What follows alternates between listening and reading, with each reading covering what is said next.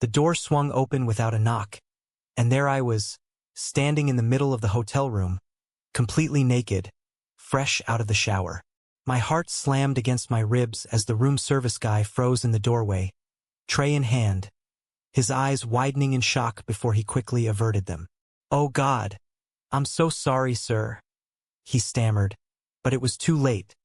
The moment had already ignited something inexplicable between us. I grabbed the nearest towel, wrapping it around my waist in a frantic motion, my face burning with embarrassment. "What the hell? Don't you knock?" I snapped, though my voice lacked real anger. It was more surprise mixed with an odd thrill.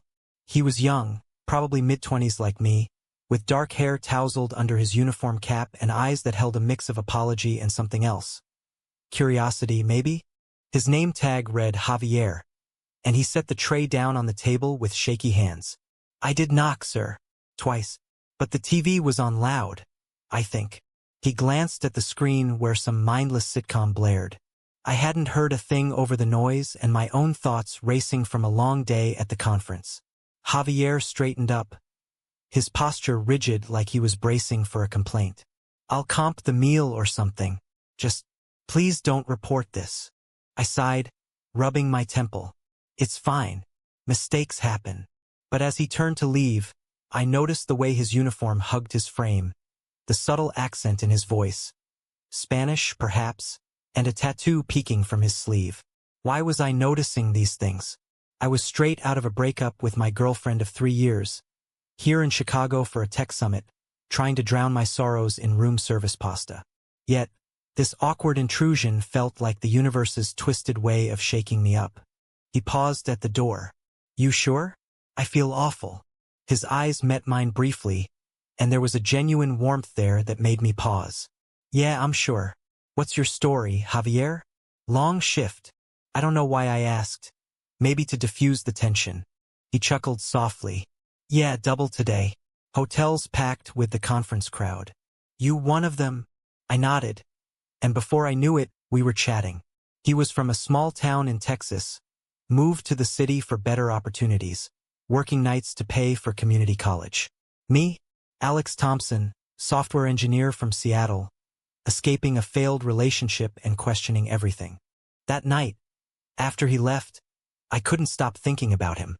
It wasn't attraction, at least not yet. It was the vulnerability of the moment, how he'd seen me at my most exposed, literally and figuratively. The next day, I requested room service again, hoping it'd be him. It was. This time, fully clothed, we talked longer. He shared about his conservative family back home, how they expected him to settle down with a nice girl, but he felt trapped by their expectations. Over the week, our encounters grew from awkward apologies to shared laughs over bad hotel coffee. Javier opened up about his dreams of becoming a graphic designer, sketching ideas on napkins during his breaks. I showed him my app prototypes on my phone. There was a connection, electric and unspoken, building with each visit. But on the last night of the conference, things shifted. I was packing when he knocked, properly this time, with a bottle of wine I'd ordered. "Compliments of the house," he said with a wink. We sat on the balcony overlooking the city lights, the Chicago wind whipping around us.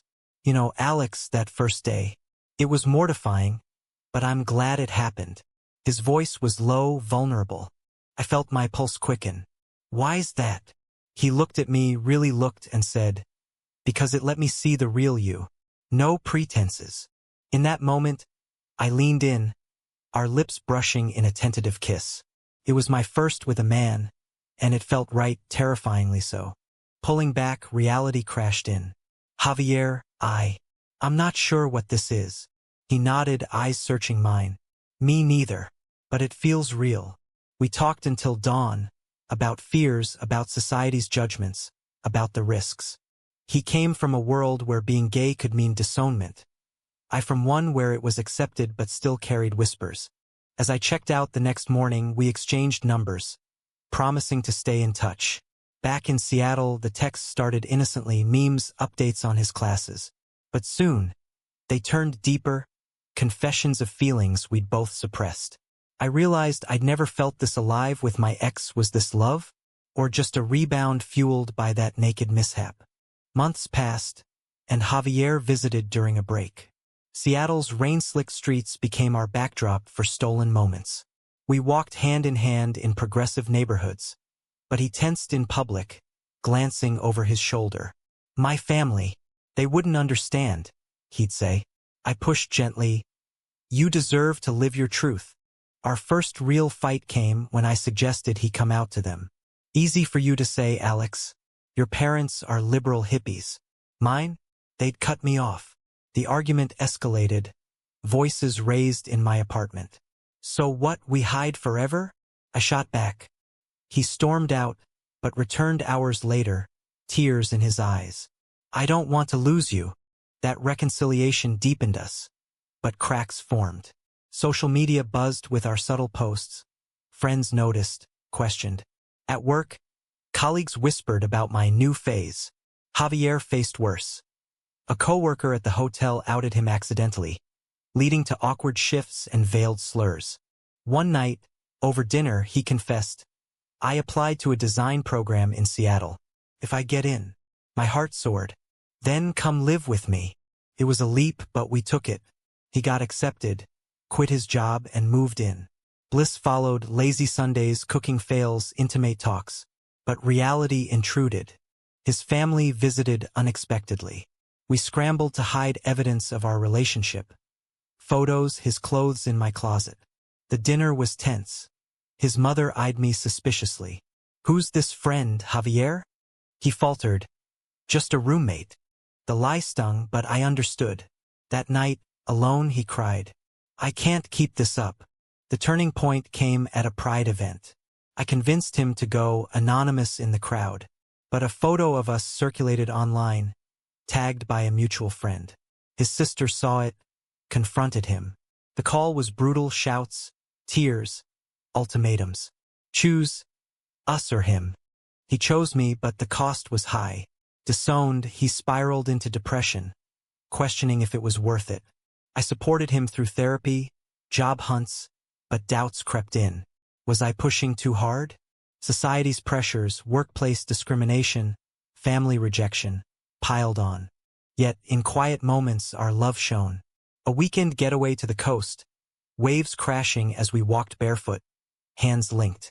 "I wouldn't trade this," he whispered, but storms brewed. Back in Seattle, Javier's design classes consumed him, a welcome distraction from the family rift. He'd sketch late into the night, his brow furrowed in concentration, while I coded nearby, our silences comfortable yet laced with unspoken worries. One evening, as rain pattered against the window, he showed me a piece, an abstract of two figures entwined, colors vibrant against a stormy background. "It's us," he said softly. I pulled him close, feeling the weight of our choices. But the world wasn't kind.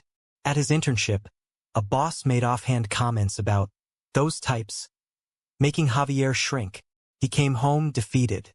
"Maybe I should tone it down," he muttered. I exploded. "Tone what down? Who you are?" The fight escalated, old wounds reopening. "You don't get it, Alex. You've always been out and proud." I lost everything. Guilt gnawed at me. Had my encouragement led to this pain?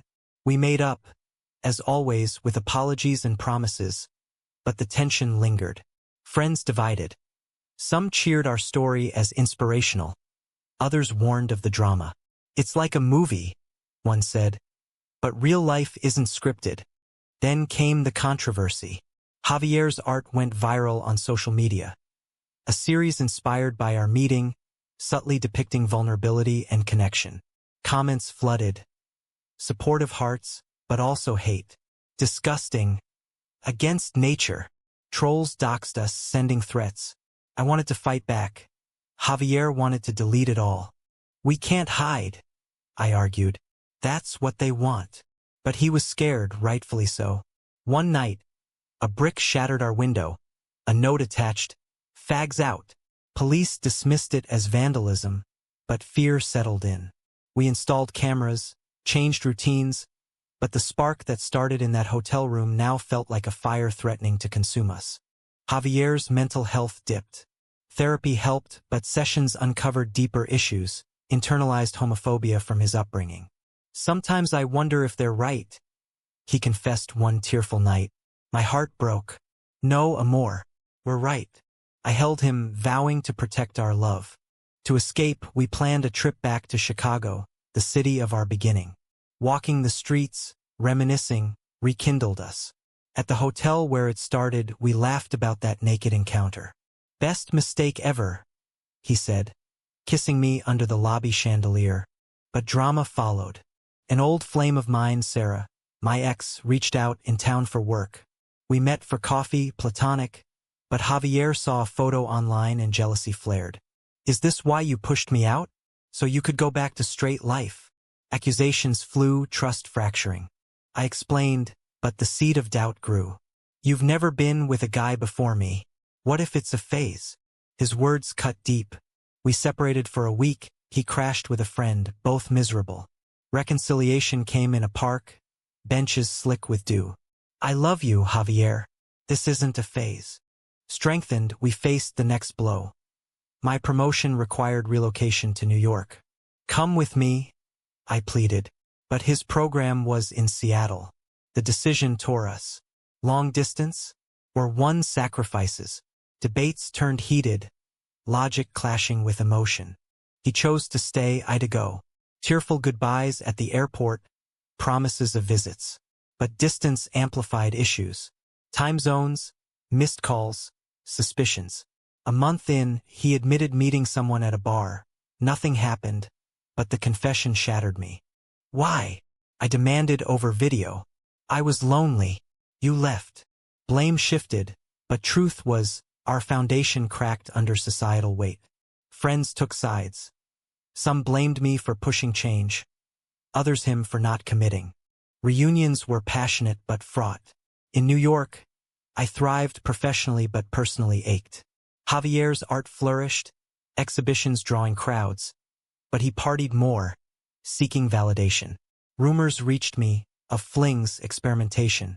Confronted, he denied, but trust eroded. The climax hit at his first big show. I flew in, surprised him. The gallery buzzed, his pieces stunning. But there, arm around him, was another man, close, intimate. Who's this? I asked, voice steady but heart pounding. A friend, Javier said, but his eyes betrayed guilt. The man, Diego, smirked. Argument erupted in the back room.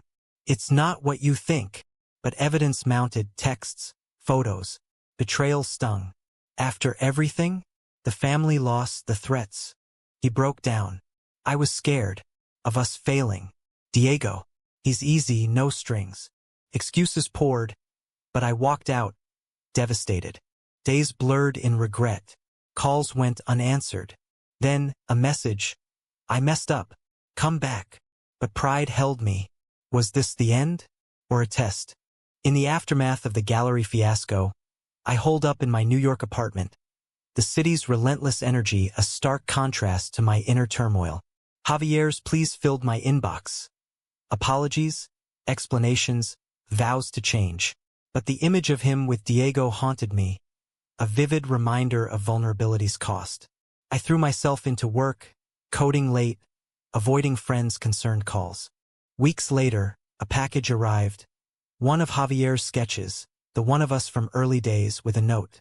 This is who we are. Don't let fear win. Tears blurred the lines. I called him, voice cracking. Why, Javier? After all we've fought for. His response was raw. I panicked. Success came, but without you it felt empty. Diego was a mistake. A way to numb the pain. We talked for hours, dissecting hurts, acknowledging flaws. Society pushes us to fail, he said. But we can push back.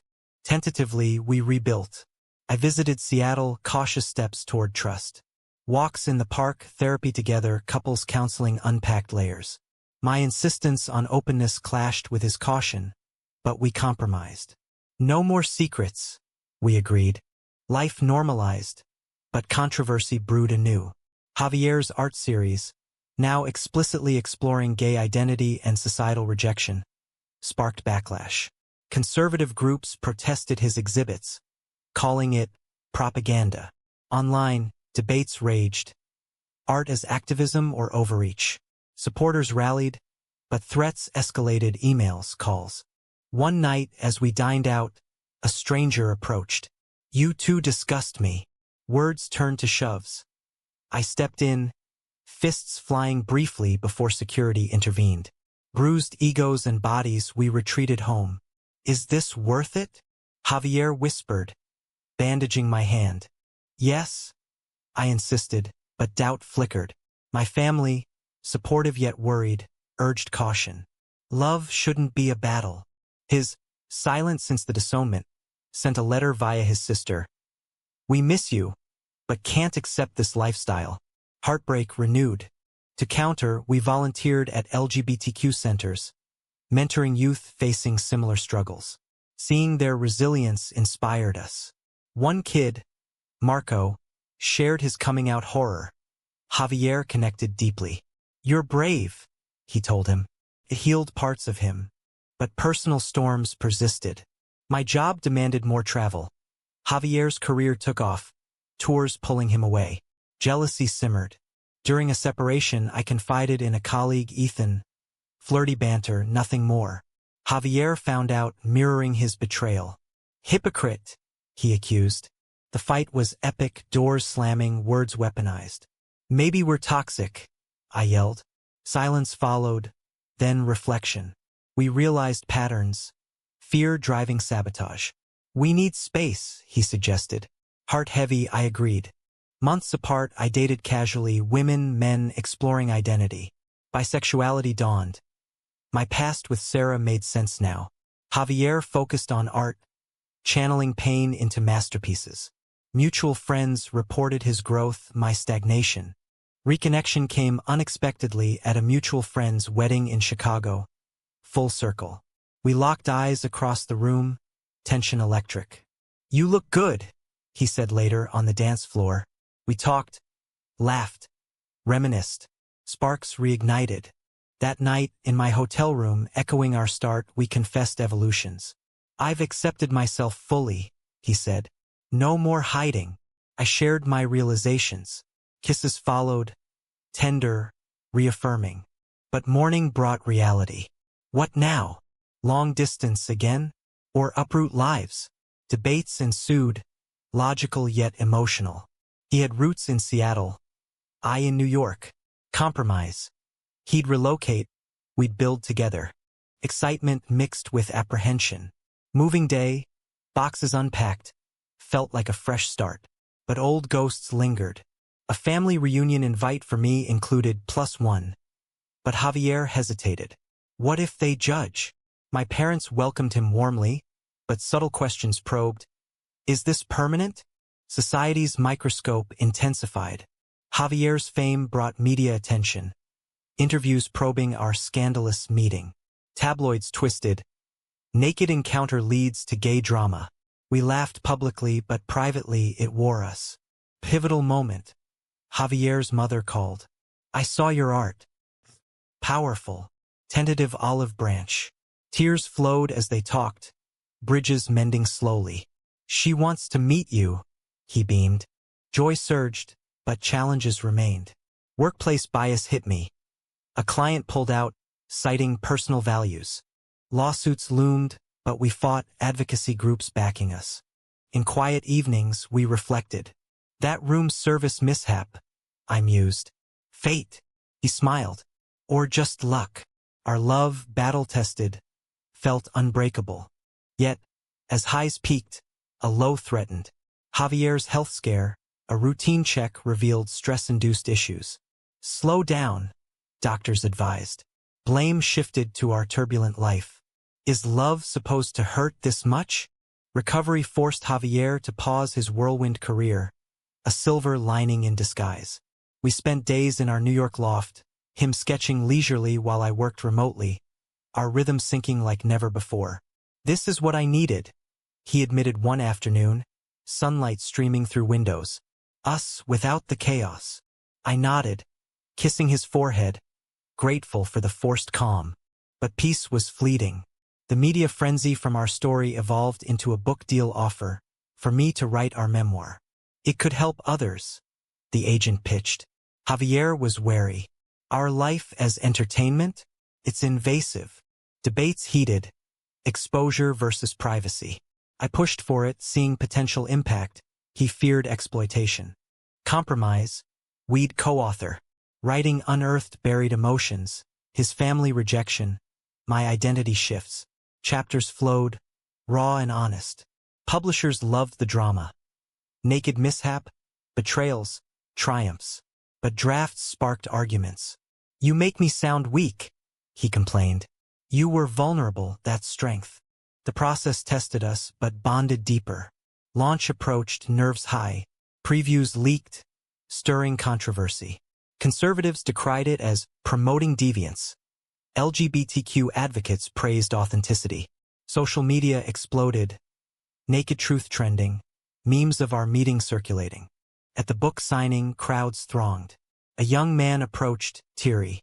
Your story gave me courage to come out. Moments like that validated risks. But hecklers showed. Shouts of sinners. Police escorted them out, but the sting lingered. Post-launch, Javier's family reached out more. His father, silent till now, emailed, proud of your art, son. Miss you. Reconciliation dinner in Texas loomed. Nerve-wracking. We flew down, hands clasped on the plane. If it goes south, we leave, I assured. The meal was tense, air thick with unspoken words. His mother hugged him tightly. Father nodded stiffly. Questions came. How did you meet? We glossed over the naked part, focusing on connection. Sibling glances mixed curiosity and judgment. By dessert, tears flowed. Apologies, acceptances tentative. We love you, but need time, his dad said. Progress, bittersweet. Back home, elation faded into routine challenges. My bisexuality sparked debates in our circle. Is it real or confusion? Friends questioned loyalty. Javier defended fiercely, but privately worried. Do you miss women? Honesty prevailed. No, I love you. A new conflict arose. Adoption discussions. We dreamed of family, but societal barriers loomed. Laws varying by state, biases in agencies. Research revealed horror stories. Denials based on orientation. Why fight another battle? Javier sighed, but determination grew. We attended seminars, met couples who'd succeeded. Meanwhile, Javier's art evolved, incorporating family themes. A piece depicting reconciliation sold for record price, but critics accused sensationalism, exploiting pain for profit. He shrugged it off, but I saw the toll. Our relationship hit a plateau, comfortable yet stagnant. Remember the spark? I asked one night, candles flickering. We recreated our first kiss, laughter turning tender. But external pressures mounted. A lawsuit from a tabloid for defamation, claiming we exaggerated threats. Court days drained us, testimonies reliving traumas. Victory came, but exhausted. Enough drama, Javier declared. We escaped to a cabin in the Adirondacks, no signal, just us.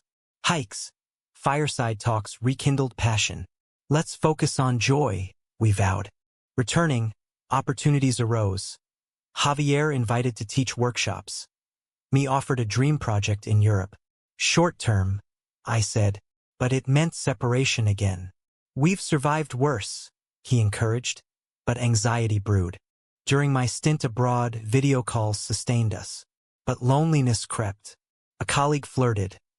I shut it down but confessed to Javier. Transparency strengthened trust.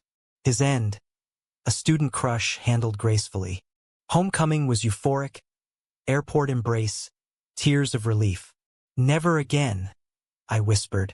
We renewed commitments. Rings exchanged in private ceremony, friends witnessing. But fate twisted. Javier's sister announced pregnancy, inviting us to the baptism. As uncles, acceptance bloomed, but with caveats, no flaunting the relationship. Take it or leave, Javier said. We went, subdued, but present. The event stirred paternal urges. We pursued surrogacy, navigating legal mazes. Controversies ensued. ethic debates on gay parenting. Media latched on Hollywood ending or forced narrative? As paperwork piled, doubts surfaced. Are we ready? Financial strains, emotional readiness questioned. Arguments flared. You want this more than me. Truth. Fear of failure as parents mirroring our struggles. Resolution came through counseling. We're strong enough. Process began, excitement building. The surrogacy journey was a roller coaster of hope and heartache. Our surrogate, Elena, a kind woman from the Midwest, connected with us instantly. Ultrasounds showed twins, a boy and girl, our future crystallizing. This is real, Javier beamed, hand on the screen. But complications arose. Elena's health scare mid-pregnancy. Bed rest ordered. Fears mounting. We relocated temporarily to support her, juggling work remotely. Nights were sleepless, worries verbalized. What if we lose them? Javier voiced vulnerability raw. Support poured from unexpected quarters. His family sent well wishes, a thaw continuing. My parents visited, offering advice. Community rallied, but detractors online spewed vitriol. Unfit parents. Petitions circulated against us, citing our unstable story. We ignored, focusing inward. Birthday arrived chaotic. Labor prolonged, but cries filled the room. Holding our babies, tears mingled. They're perfect, I whispered. Javier nodded. Overcome. Parenthood transformed us. Sleepless nights, diaper changes, but joy immense. Names. Sophia and Mateo, honoring heritages. Friends cooed. Family visited tentatively. His parents held the twins, softening further. Grandkids change everything, his mom admitted. Yet, challenges persisted. Work-life balance strained. Javier paused teaching. I cut hours. Societal stares in parks. Two dads with strollers drew whispers. One incident. A playground mom pulled her child away, muttering slurs. Ignore them, Javier said, but anger simmered. Our story, now with family chapter, inspired a documentary offer. Share the full arc, producers urged. We debated more exposure, but potential to normalize gay families swayed us. Filming intruded but captured authenticity, highs, lows. Release sparked debates. Progressive triumph or controversial push? Panels discussed, does their dramatic past qualify them as role models? We appeared on shows defending choices. Love is love, we echoed, but fatigue set in. Years blurred, kids toddling, then schooling. Sophia's curiosity, why two daddies? Explanations age-appropriate, but school bullies echoed societal biases. Your family's weird. Heartache as we comforted, advocating with teachers. Javier's art reflected parenthood. Tender pieces selling out. My apps innovated family tools. Success, but at cost. Privacy eroded. A stalker incident, obsessed fan from our book, led to restraining orders. Fame's double edge, Javier mused. As kids grew, our bond endured. Anniversaries celebrated that hotel mishap with humor. Best intrusion ever. But reflections deepened, choices impacts. Sophia's teen rebellion. You guys are too public. Privacy please clashed with our advocacy. Mateo's coming out by, like me, brought full circle. Supportive, but he questioned our path. Was it worth the pain? Echoing our doubts. In twilight years, grandkids around, we pondered legacy. Love prevailed, but scars remained. Javier's health, once fragile, stabilized. Mine waned with age. Quiet evenings, hands held, we reminisced. The story that began naked and exposed ended clothed in resilience. But one question lingered, sparking endless debate among those who knew our tale.